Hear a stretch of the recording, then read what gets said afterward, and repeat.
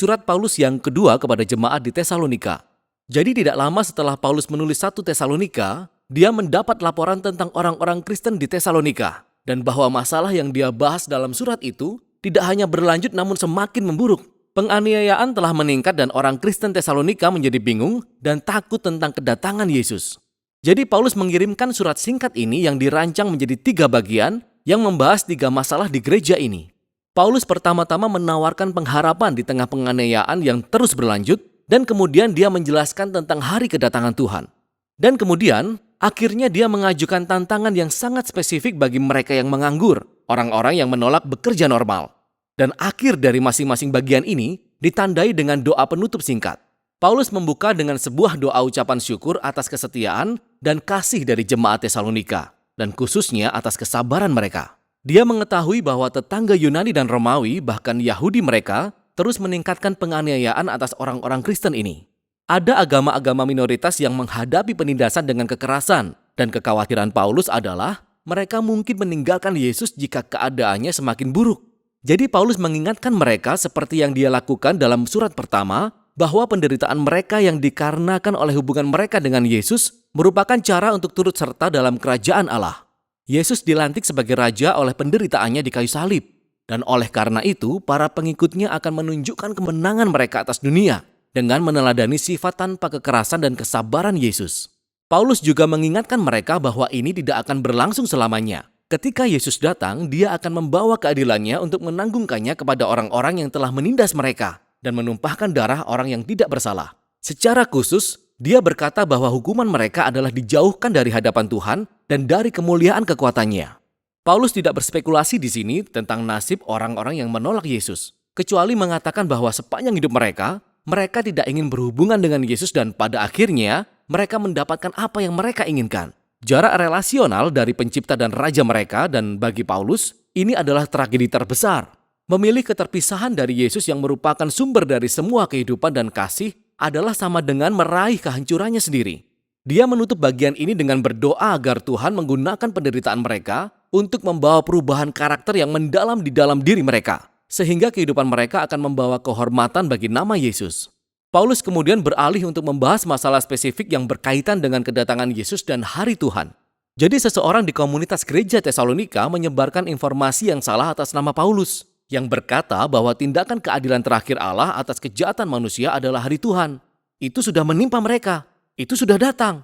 Dan orang-orang ini mungkin telah memperkirakan tanggal tentang akhir dari semuanya. Dan mereka menakut-nakuti orang Kristen lainnya. Dan kita dapat melihat mengapa. Karena penganiayaan yang kuat, mereka rentan terhadap seseorang yang mengklaim bahwa Yesus telah datang seperti pencuri di malam hari. Mereka telah ditinggalkan. Mungkin Yesus meninggalkan jemaat Tesalonika di tengah penderitaan mereka. Pembicaraan semacam ini benar-benar mengesalkan Paulus. Hal ini menyalahartikan ajarannya. Kedatangan Yesus seharusnya tidak pernah menimbulkan rasa takut melainkan pengharapan dan keyakinan. Paulus mengingatkan mereka akan segala sesuatu yang telah dia ajarkan kepada mereka tentang kedatangan Yesus kembali saat Paulus berada di kota. Dan dia memberikan ringkasan singkat di sini, yang sebenarnya terlalu singkat. Paragraf ini memiliki banyak teka-teki dan masalah penafsiran. Tetapi yang jelas adalah bahwa Paulus mengutip tema yang terkenal dari Nabi Yesaya dan Daniel, bahwa kerajaan-kerajaan dunia ini akan terus menghasilkan para penguasa yang memberontak melawan Allah, seperti yang Nebukadnezar atau raja dari utara lakukan sebelumnya. Para pemimpin ini telah meninggikan diri mereka setara dengan kekuasaan ilahi. Dan bagi Paulus, raja-raja terdahulu dan nubuatan-nubuatan kuno ini memberi kita gambaran. Mereka menciptakan sebuah pola yang dia lihat tergenapi di zamannya sendiri, di dalam diri kaisar-kaisar Romawi, Caligula, dan Nero. Dan dia menduga hal itu akan terulang lagi, bahwa sejarah akan berujung pada penguasa yang suka memberontak semacam itu, yang digerakkan oleh kejahatan itu sendiri. Seseorang yang akan mendatangkan malapetaka dan kekerasan di dunia milik Allah, tapi tidak selamanya.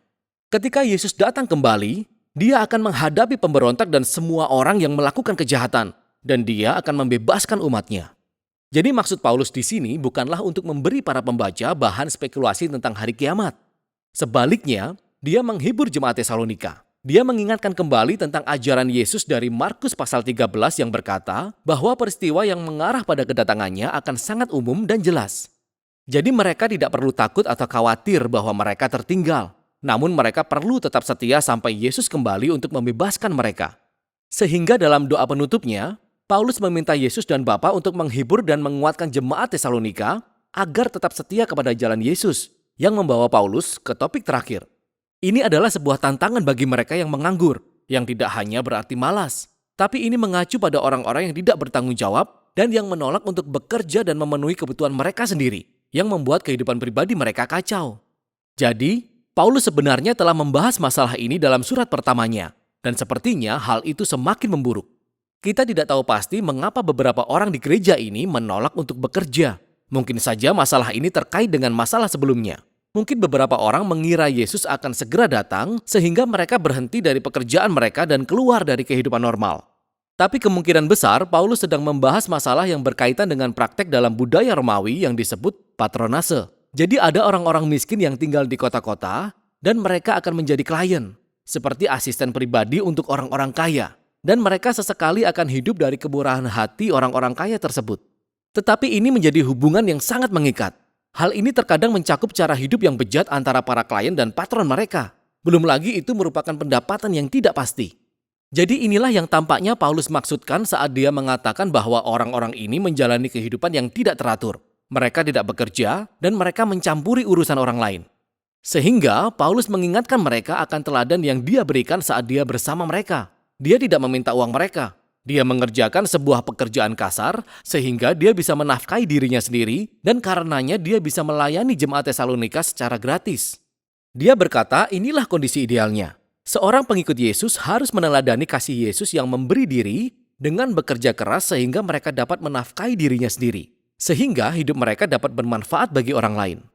Dia menyimpulkan ini dengan sebuah doa terakhir, bahwa di tengah segala kebingungan dan penderitaan mereka, Allah akan memberi mereka damai sejahtera melalui Tuhan Yesus Sang Mesias.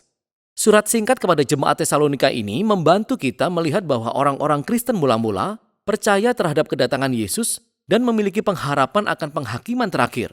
Gagasan-gagasan ini tidak dimaksudkan untuk menghasilkan spekulasi tentang hari dan tanggal kiamat. Sebaliknya, keyakinan ini membawa harapan. Keyakinan ini mengilhami kesetiaan dan pengabdian kepada Yesus, terutama bagi orang-orang Kristen yang teraniaya yang menghadapi perlawanan keras.